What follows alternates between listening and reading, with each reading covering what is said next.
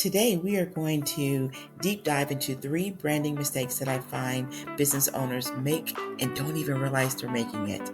So take a minute and come and listen. Welcome to the Behind Her Brand podcast with your host, Kimberly Spencer. Every week, join Kimberly and her guest for inspiring interviews with passionate business builders, corporate leaders, and catalysts of change. Plus, we will be sharing business and career building strategies and tools that you can use to grow. So let's dive into today's episode. Hey everyone, and welcome back to the Behind Her Brand podcast. I am your host, Kimberly DeShields-Spencer. And today I'm going to talk to you guys about 3 branding mistakes that I find oftentimes business owners make, but don't even realize you're making it. And what I'm hoping for today is that when you're looking at how you are positioning your business right now, how you're branding it, how you're marketing it, how you're positioning everything, ask yourself, do any of these things actually fit you? And if it is, my goal is that I'll give you some food for thought today to help you look at how you can make more clear steps going forward. So let's go ahead and jump in. One of the first mistakes that I find often is that the branding isn't really clear. So often we think what we're communicating is clear because obviously we're writing the content, right? We're putting together the graphics where we know exactly what it is we offer. We know the solutions that we're trying to deliver, the services that we want to share. So to us, it feels clear, but to someone else, it can feel very unclear. And so here's the best way to know if your branding is a little bit unclear. If you're finding that you are not attracting the right type of clients that really fit the services or the solutions you offer, you know your branding is not clear. If you find that people are not really responding or they're asking way more questions than they're getting the answers from your marketing or your branding, then it's not clear. Because here's the thing.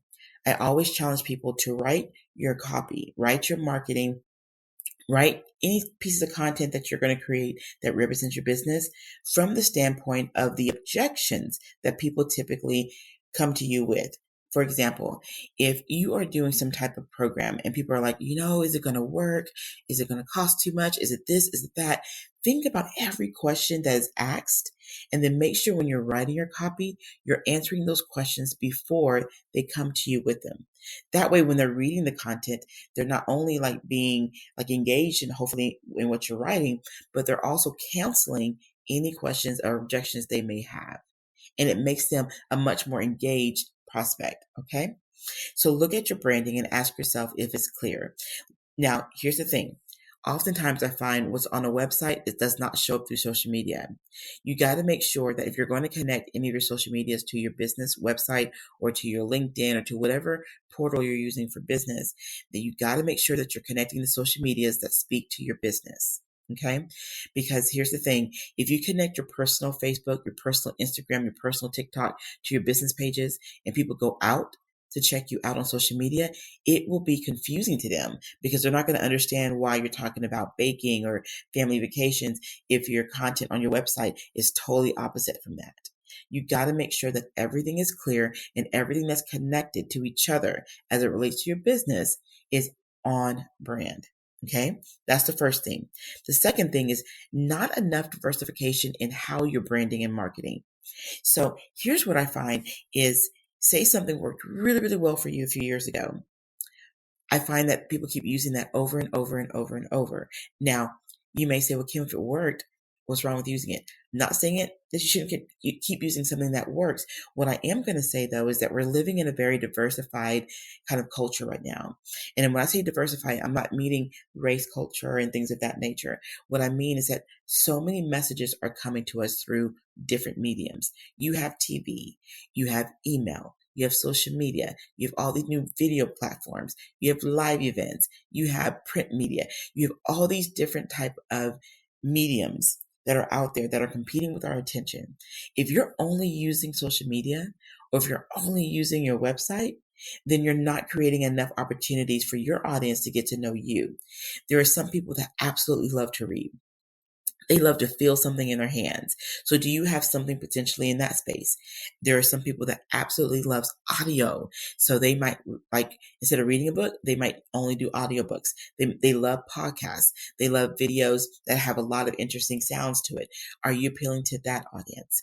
If you're have an audience that's highly visual? Are your graphics ever changing? Are they colorful, impactful, strong?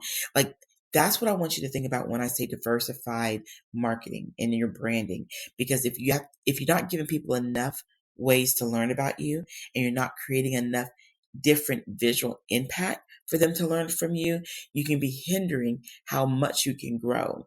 Because right now people are consuming information rapidly, and they're consuming it from so many different ways. So determine the ways that fit you best. Okay. There's a lot of information and content out there that always tells you that you got to have all these different things. I am not a believer that you have to be on every single platform. You need to be on the platforms that fit your audience. Now, what I will say, and this may sound a little bit different, but just kind of hear me out. I do feel on all the different platforms that keep rising, popping up, that seem popular, you should reserve your handle. So that way no one can use your business handle across any of the platforms. Because down the road, your business model may change. Your audience may shift. So for example, right now you may not be doing TikToks. Maybe that's not what your audience gravitates towards. Maybe that's not a place where you feel like that's the best use of your time right now. But maybe in a year from now, you may say, you know what? I think I want to kind of use this platform, and I want to try to create something more diversified in this space. Well, you already have your handle reserved. So I definitely do believe in making sure your handle is reserved. And just let me pause real quick. Handle meaning like for me, it's at behind her brand. So I have at behind her brand on Instagram. I have it on Twitter, and I don't even use Twitter, but I have it on Twitter. But we may be getting ready to use it for different quotes and different things that we want to do for inspiration. So I had already reserved that. That's what I mean when I say reserve your different handles on different platforms, so that in the case that your model changes or shifts or your audience shifts, you're ready. Okay. So my last piece on this one area too, let me say this. As I mentioned, there's so much coming to us, so much attacking our senses for in a standpoint of information. You want to make sure that you're cutting through that. You want to make sure that what your audience sees is constantly fresh, new, clear, engaging, interactive. You want to make sure that they don't see the same marketing piece that you've been using, and they're just like, oh, that's just her thing.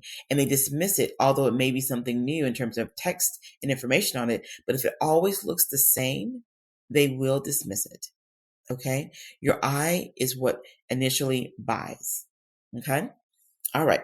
And then the last thing is consistency.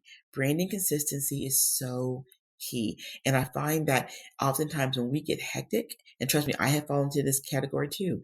When things get hectic and things are growing, we may forget to constantly keep putting information out there, which is why batching is so important. Batching your content so that way you can roll it out over a period of time. And when you have it scheduled to go out over that period of time, it allows you space to be able to work daily, not always on social media, not always on these different things that tend to sometimes take up our time. But if you batch content for social media, you batch content for maybe LinkedIn, you batch content to roll out for your newsletter. If you batch your content, it'll allow you to stay in a space of consistency. Because like I said, trust me, I have been there. I've had moments where I look up and I'm like, oh my God, I have not posted in this area for a couple of weeks.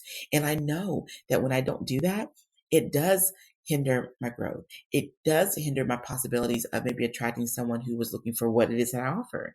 So you got to be very clear on when you can sit down and batch content so that you can stay consistent in your branding. So to briefly recap, we talked about being clear in what it is that you're offering and making sure that your audience knows what it is you're offering. And I'll add one piece to that area is if you're not sure if you're clear, ask the people that you know will give you the most honest response to that.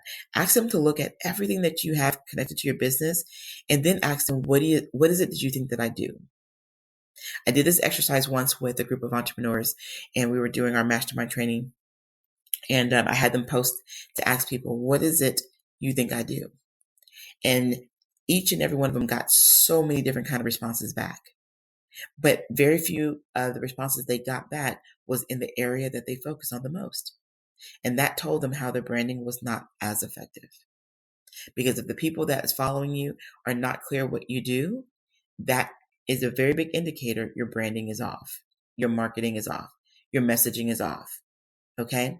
So that was the first area. The second area is about creating more diversified marketing in your branding, which is very key. You got to make sure that you're cutting through that noise, creating something interactive and engaging. And then the third thing is about consistency. Those are the three branding mistakes, errors, if you will, that I find hinder someone's growth. And obviously, I don't want it to hinder for you guys.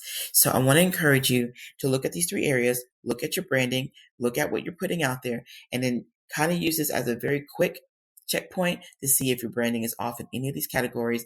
And hopefully I've given you some ideas on things that you can do to kind of create some new, fresh ways on approaching your branding.